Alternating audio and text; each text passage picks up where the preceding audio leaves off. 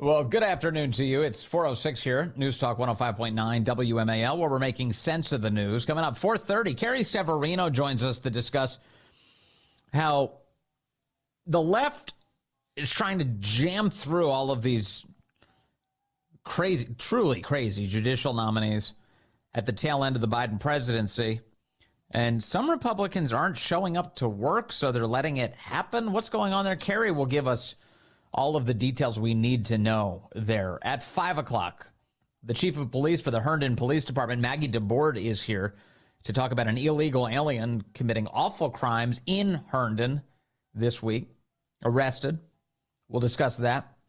And then Senator Ron Johnson joins us from the state of Wisconsin on all of these ongoing confirmation battles. So you can join us at 888-630-9625, 888-630-WMAL. I was just playing audio for you from the White House press briefing today, which continues to be ridiculous. As Karine Jean-Pierre has no answers, Karine says that, you know, that whole thing about Trump being a threat to democracy, we're in a different phase now, she says. We're just in a completely different phase. And the president's been very clear about all this, but the American people have spoken. And that brings us to Keith in Vienna. He's on line 5. He wants to weigh in on that. Hello, Keith. You're on the Vince Coglianese Show. Reproductive rights. That's both bad. Mr. Keith. Yes, sir. Hey there, Keith. How you doing? Yeah, I was talking to myself there. Hey, the thing about cringe and the reporter asking her about, President Biden and existential threat. Yes. The failure of reporters to appropriately follow up drives me crazy. The proper follow-up should have been, well, okay, you're saying that it's the will of the American people. So what you're saying is the American people voted for an existential threat, and apparently you're okay with that. Mm-hmm. So that's the way it's going to be. So it is an existential threat, but what the hell? That's basically where they're at. And how can you say, and how can they say words like it's a threat to democracy when the election of Joe Biden's political opponent is the fulfillment of democracy, it's the fulfillment of our constitutional republic? Yeah, as Chris Plant says, the irony. Yeah, they're very dishonest is the summary here, but it continues to be this ridiculous dog and pony show at the White House press briefing. And even CNN is at the point where they're asking at least these bare bones questions of, hey, wait, I thought he was a threat to democracy. And the White House just kind of laughs it off. No, we're in a different phase now.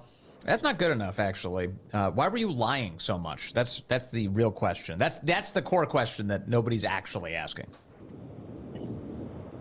Thanks, man. Thanks, Keith. I appreciate the call. Keith out there making a couple good points today about cringe.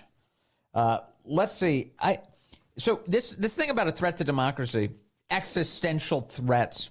You want to talk about existential threats?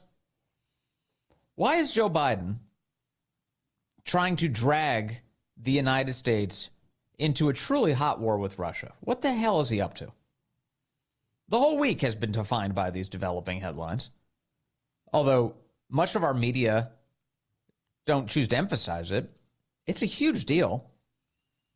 As Biden authorizes missile strikes deep inside of Russia, that, of course, requires American service members to operate the relevant technology to assist the Ukrainians to actually fire these missiles and navigate them into Russia.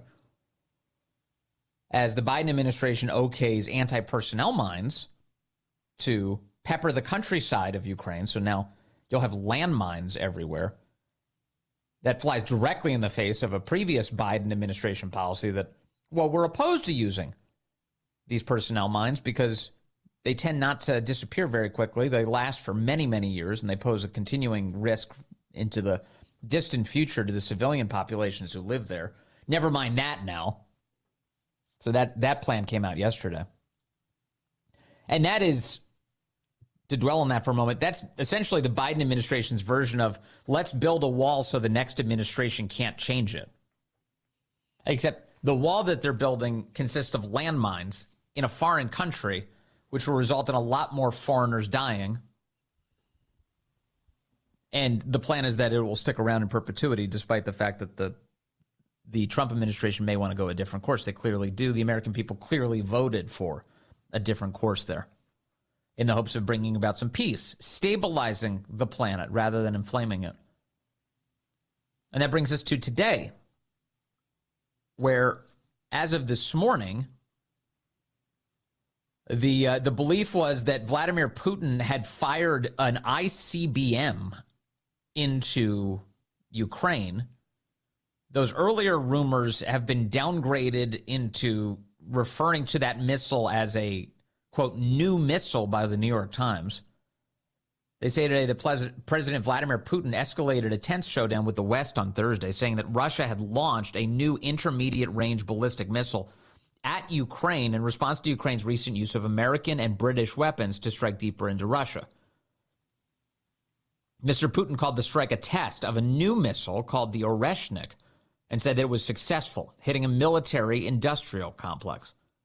Ukraine said that a volley of missiles, including the intermediate missile, targeted the eastern city of Dnipro on Thursday, the latest assault in a week of rising hostilities between the two adversaries. In what appeared to be an ominous threat against Ukraine's Western allies, Mr. Putin said, quote, "We consider ourselves entitled to use our weapons against the military facilities of those countries that allowed their weapons to be used against our facilities." So that's Putin laying out his view of the terms of the war now, that he's very much saying we can target American and British weapon facilities now, given that those American and British weapons are targeting Russian weapons facilities. The deputy Pentagon press secretary is a woman called Sabrina Singh, and she just concluded a press conference a short while ago and was asked about all this, of course.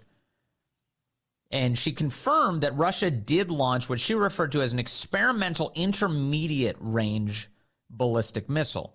So not intercontinental, but intermediate range ballistic missile. What is that, IRBM? Here she is saying it today. And additionally, one of the important pieces here is that it appears that Russia notified the United States in advance. Take a listen. First, it was, can you confirm it was an intermediate range missile? Second, did Russia provide advance warning? And can you give us some sort of clarity on who they call and how much advance notice did they give? And then just thirdly on this, what is the overall U.S. reaction to the missile strike and Putin's comments today that he believes Russia has the right to strike any and take action against countries that provide weapons to Ukraine? Thanks, Lita. So trying to remember some of the order of your questions. So I can confirm that Russia did launch an experimental intermediate range ballistic missile. This IRBM was based on Russia's RS-26 Rubezh intercontinental ballistic missile model. In terms of notifications to the United States was pre-notified briefly before the launch through nuclear risk reduction channels. For more, I'd refer you to state on that. And I think your third question was on our reaction to Putin's comments.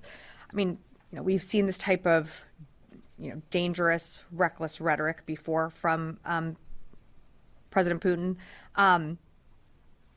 What we're focused on is continuing to support Ukraine with what it needs. Ukraine, as you know, has been successful in continuing to push back against Russian aggression. We just rolled out another $275 million package yesterday. You're going to see more packages continue. Not for, by the way, in case you're wondering, not for Western North Carolina. We're talking about Ukraine here. In the weeks and months ahead left of this administration. So that's what we're really focused on. Of course, we're going to take seriously the rhetoric coming out of Russia, but our focus remains on arming Ukraine and supporting Ukraine what it needs the most on the battlefield. And as a reminder, as this reckless rhetoric continues, Putin can choose to end this war today.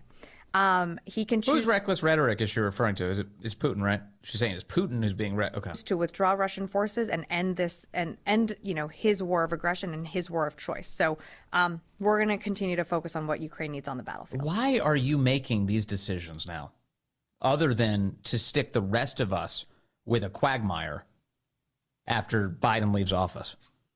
Let's see. I've got Chris calling in from Fort Clinton, Ohio, right now on line 6. Hello, Chris. You're on the Vince Coglianese Show. Hey, Chris. Hello. Yes, sir. Chris, you're on the air. Hello. Chris, you're on the air, buddy. Hey, how you doing? I'm doing great, Chris. You just called us. What's on your mind, sir?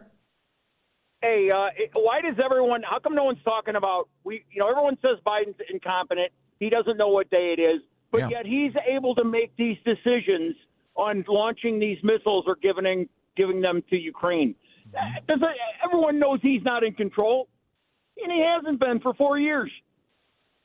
Yes. So what does that Be tell honest you? with ourselves. It tells me Obama's in charge. Mm-hmm. Or at least the goons around him, the nameless, what do they call it? The blob. The blob is in charge. Yes. I think I heard KT McFarland on our excellent morning show this morning talking about this.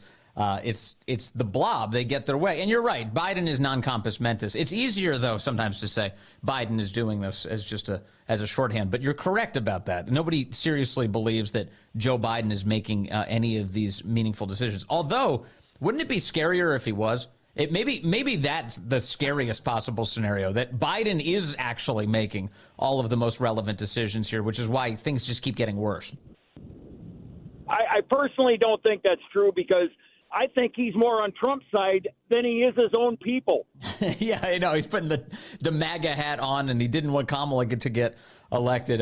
There may be something to that. All right. Well, thank you very much. I appreciate that call.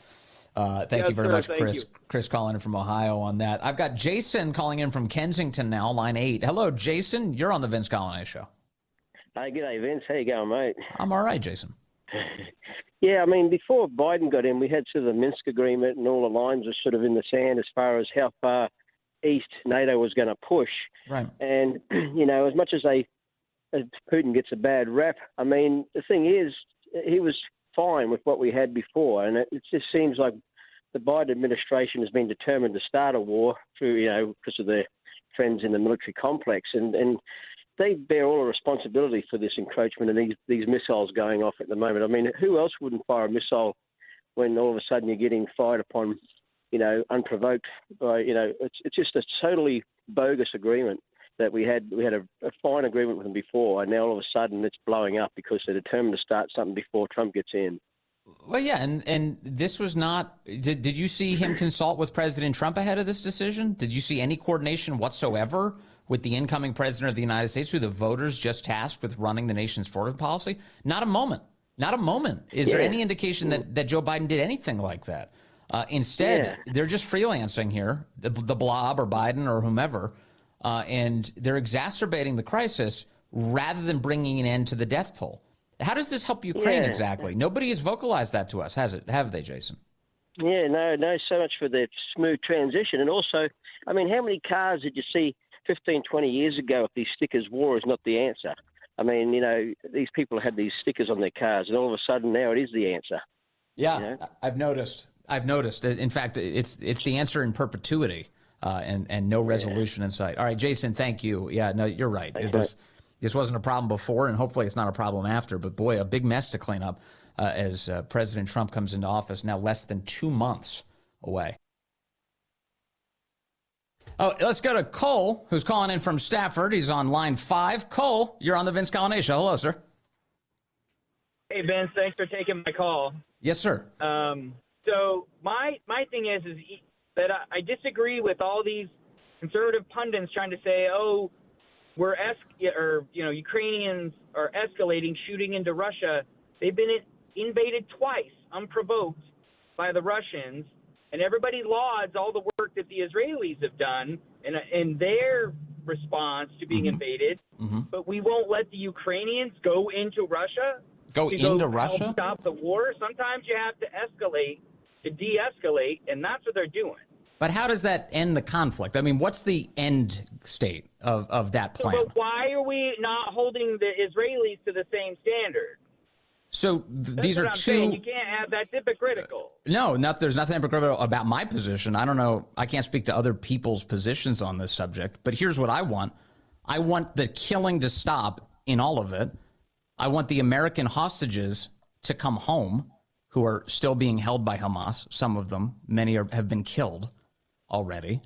we also have to assess the likeliness that any of the parties in these conflicts can succeed in the missions that are laid out in front of us. And what's happened between Russia and Ukraine is that we have over 1 million casualties between the wounded and dead, with no end in sight, and a Washington establishment that wants to keep it going in perpetuity. President Trump was just elected, I Cole. don't want it to go for perpetuity. Yes, they do. I don't think it should be a blank check. Oh, well, not you. Yeah, of course. I know you don't. I'm just saying that Washington clearly does, because they have not laid out for you or for me any mission whatsoever. It's just this preposterous, never-ending expenditure of weapons and bodies, which is just creating more and more chaos without any indication that it's going to end. So here's why Trump was just elected. The problem was Biden threw restrictions on the Ukrainians to begin with. But there's when you go to war to win. You don't put politics in war. You can use war to meet a political end, but you can't have politics in war with the restrictions that the Ukrainians abide by Biden. That was the wrong thing. So and now it prolongs. But here's the thing. Ukraine is a population. Ukraine's a small country, has a population of about 40 million people. Russia has a population of 144 million people.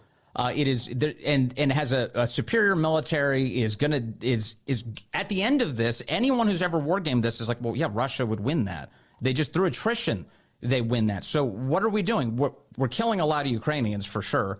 We're sending weapons into a country that is at odds with a nuclear armed power. You're looking at two very different scenarios in both of these cases. But to get to the point that I was trying to make a moment ago, the consistent point between both of these conflicts is President Trump was elected to resolve them, to stop the death, to stop the fighting, to achieve, especially when it comes to Israel, the mission objective of getting those American hostages out, getting them back, and bringing an end to all of that bloodshed. That's consistent. That's the same.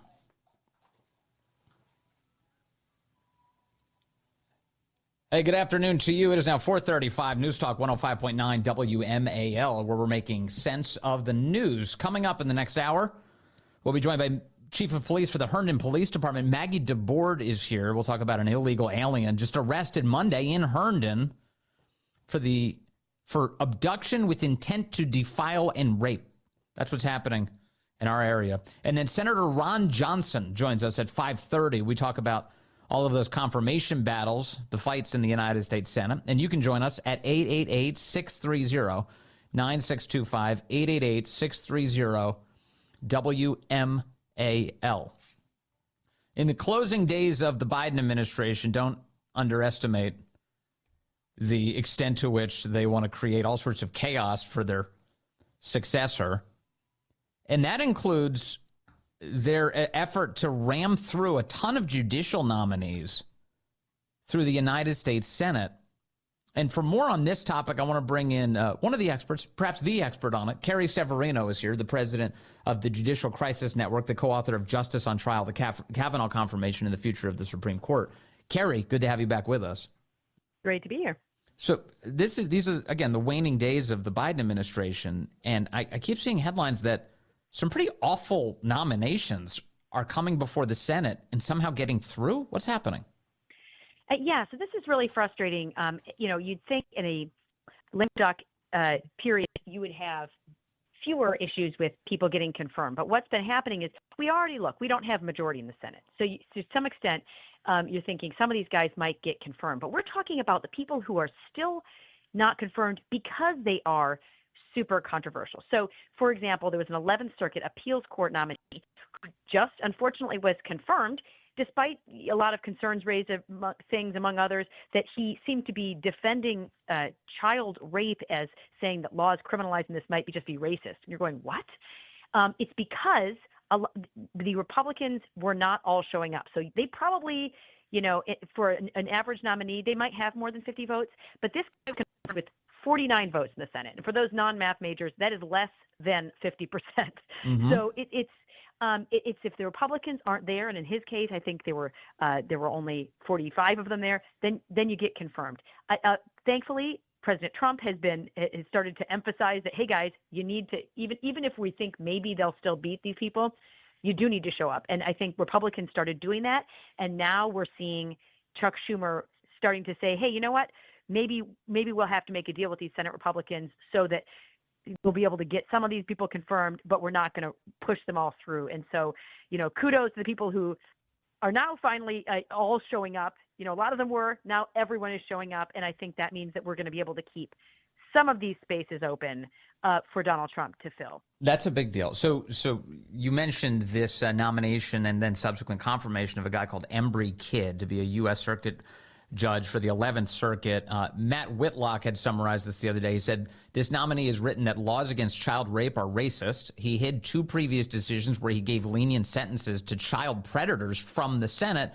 And now he has a lifetime judgeship instead of a Trump nominee because Republicans didn't bother to show up. And among the Republicans who didn't show were Senators Braun, Daines, Hagerty, Rubio, and Vance. Now, each of them, obviously, some of them are very busy these days. Rubio potentially going to become the next Secretary of State. J.D. Vance set to become the next Vice President of the United States. But in your view, is any of that an excuse for not showing up for the vote? I think, I think they've all come to the right conclusion, which is that you obviously have to prepare for the next job, but there's a job in front of you now. And, this is a key opportunity for the Trump administration to have these vacancies to fill and to prevent them being filled with people who are activists, people who have an approach to the law that, to put it mildly, doesn't comport with what the Constitution says. Let's make sure that you're doing the job you have right now. And I don't think it has to be an either or. Yeah, and so it seems to me that it was the Embry Kidd confirmation and the ensuing outrage from people like you who actually noticed it and said, what the hell's going on here? You're saying since then, Republicans have gotten in line and they're making sure to show up for these critical votes in order to slow down this awful agenda. Yeah, I think that was the straw that broke the camel's back. And I'm glad people finally started paying attention because, this is really important. These are people who are serving for life. And it's not just Kidd. There were other people, Judge Kasubai in Oregon. This is someone who refused to call, burning Seattle to the ground a riot. He was requiring litigants in his courtroom to announce their pronouns and all sorts of stuff. And yet he gets confirmed. This is not, not what you want to see. But I think the Kidd nomination, on a positive note, was what raised the profile enough that now everyone realizes we can't let them just waltz through and get these nominees confirmed without having to show up themselves and vote. Right now, I think Vice President Harris is in Hawaii. Let her stay in Hawaii. If she doesn't want to come back and break ties, I think the Republicans all showing up is giving them that leverage so that hopefully we'll be able to keep some of these seats open. And I had heard, and you can clear this up for me, Joe Manchin in his waning days in the Senate, hasn't his prior promise been that he won't vote to support a nominee if there's not a single Republican who does? He has said that, and then he said the opposite and said, well, things are a little different now. And then he went back and did say maybe he was going to do it. It's very frustrating. Manchin, and he actually, I believe, voted against Kidd. Yes. So good on him for that, but his vote was also not necessary. And unfortunately, Joe Manchin does reach across the aisle, but not very often when his vote actually would have made the difference between someone getting confirmed and not. So I was hoping that his pledge not to support partisan nominees would at least require the Democrats to not be able to confirm some of the most egregious of these nominees out there. And I think that did help somewhat, but it's hard to rely on that when his votes change a bit. So is this that judicial nominee, Embry Kidd, who has a very radical past, obviously, and should never have become a federal judge, is that the typical judicial nominee that the Biden administration has presented? I've seen some headlines on the Biden era, and mostly they emphasize that, oh, Biden has nominated record numbers of women and racial minorities and black women. That's been the obsessive focus, which I'm not really sure what your race or gender has to do with whether or not you would be a good judge, but that's where the Biden administration has been obsessed. What is the caliber of judicial nominee and federal judge that the Biden administration has brought about? Yeah, I mean, so fine, that's great. You know, have as many minorities and women as you want. The question isn't what the color of their skin is or what sex they are, but what their judicial philosophy is. And that's the biggest problem of these nominees is you've got people, and Ember Kidd is just one example, but there's people like Adil Mangi, who's thankfully now due to some of this deal that seems to be going through, hopefully not going to get confirmed for the Third Circuit. This guy works for an organization that's putting, Palestinian terrorist apologists on panels and trying to say that, America was somewhat at fault for 9/11. This is not someone we should be seeing on the court. You're seeing people who are defund the policers. You're seeing people with deep ties to dark money groups on the left. We've got another nominee, Park, who's up, who argued against the Supreme Court's decision in the Harvard case, basically saying that schools should be able to take race into account. Lost soundly at the Supreme Court, and now he gets a judgeship. The woman who argued, Julie Rickleman, who argued the Dobbs case and said that Roe should not be overturned, she gets a judgeship. So it's kind of a consolation prize for having an activist case that you lose at the Supreme Court. Also seems to be, a prerequisite for some people to get on the court. So their positions are really outrageous. That we have seen from a lot of these nominees, and it can't come soon enough that we have a change in administration. And I hope the Trump administration goes back to what they did the first time around, which is let's focus on people who are principled. Let's focus on people who have stellar qualifications, and that's going to be really important for keeping the judiciary and making it great again. For sure, and so especially if the Senate Republicans can stick together, and that's a big if, then that means that there will be federal judicial openings that need to be filled when President Trump arrives, right? Oh, yeah. He'll come in with dozens of vacancies already. Probably not as many as during his first term, just because Biden has been, unfortunately, focused a lot on judicial nominations. But I do think he has some advantages. There are some procedural changes the Senate made partway through Trump's administration that means it's going to be a little harder for Democrats to slow walk his nominees this time around. So I do think they're going to hopefully put a big focus on that, because that was one of the stellar successes of his first term, and really one of the most enduring things. These people, again, are on the bench for life. So it's not something that can get overturned. It's not something that can get struck down by a different court. These are people who are still going to be serving when President Trump and members of Congress are all probably on to different things. Can you give me your perspective on the United States Supreme Court, which you know so well? There's an opportunity here, as there is in each administration, to bring in younger justices. Perhaps I've heard some chatter about maybe Clarence Thomas can retire now with President Trump coming in office. Maybe Sam Alito. What do you make of that speculation? Do you expect any retirements in the years ahead? I think we've seen people on the left who do a lot of bullying. They kind of bullied Justice Breyer in his final years in the court. They were trying to get Justice Sotomayor to retire, and she's standing up to it. I really feel like that has to be a decision that those justices make for themselves. I think what's important is always being ready, because you never know when a vacancy is going to arise from any front. And Trump has done himself a great favor by, in his first term, nominating so many good appeals court judges, because we have a better shortlist if a vacancy were to occur than ever, in my lifetime. And it's actually ironic that even though Trump obviously would have liked to serve his two terms successively, the fact that there's been that intervening term means that all those men and women that he put on the bench in his first term now really are in the sweet spot in their career. They have had a good number of years on the appeals courts, so that they have a record, they have the experience. So if he does have a vacancy, it's really an embarrassment of riches in terms of who you might pick Yes. to fill that seat.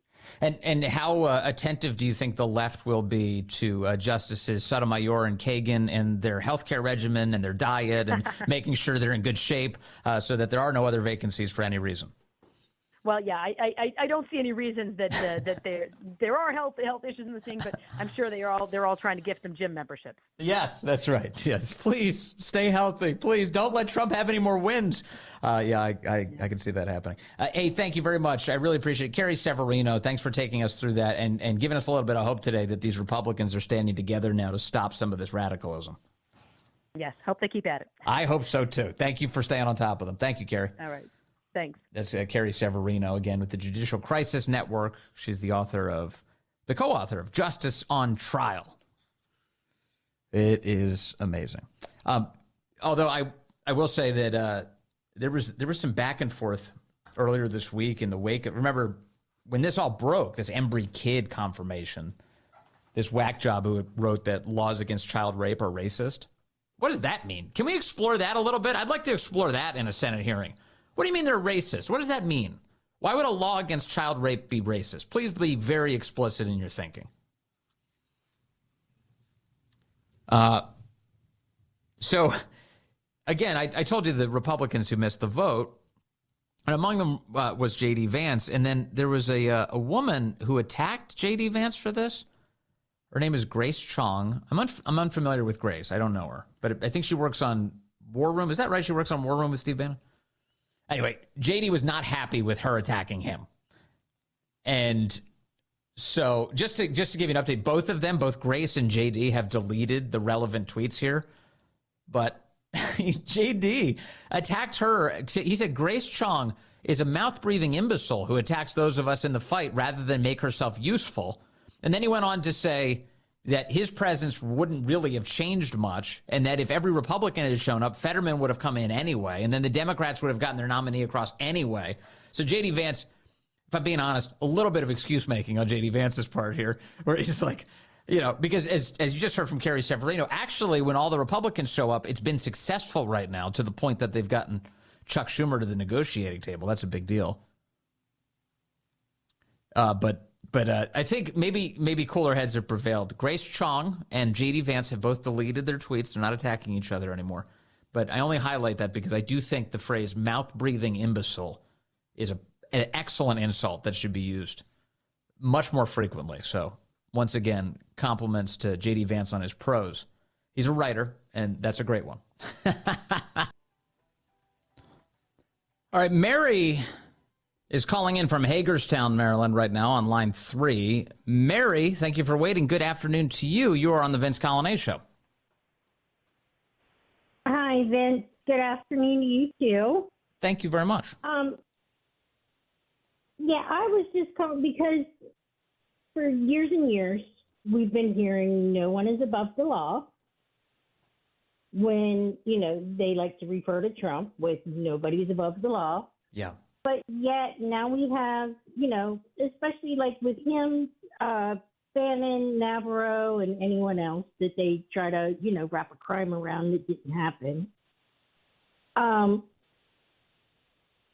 since in America we're supposed to have equal justice, then what can be done about all of these governors, including Maryland, mayors, sheriffs, that are wanting to defy the law, federal law, when it comes to rounding up these illegals? Yeah, that's a great question. And you're right about that. We often are told by the left that nobody is above the law. But have you noticed how lawless the country has become? So if that's the case, why aren't you enforcing it? I've been wondering that for years. And Tom Homan, who is the incoming border czar, has been saying that you either work with us, that is the federal government, to eject all of these illegals from the country, or else you may want to read Title 8, United States Code 1324.3, which says you can't harbor or conceal an illegal alien from federal law enforcement. In other words, you are breaking the law if you hide illegals from the feds, which, again, they're trying to enforce the law by ejecting foreign nationals. And it's just preposterous that we continue to be in this place where that's like somehow up for a debate. Of course it's not. It's illegal to come here illegally. And so if you do, you need to be ejected. And if somebody's helping you do it, if people are trafficking you in, harboring you from law enforcement, they too deserve consequences under the law. And we have laws that address it. You're right. And God willing, we'll have an administration fully in place that enforces the law and brings sanity back. Thank you, Mary. You're right. Nobody is above the law. That's why it needs to be equally enforced. 458.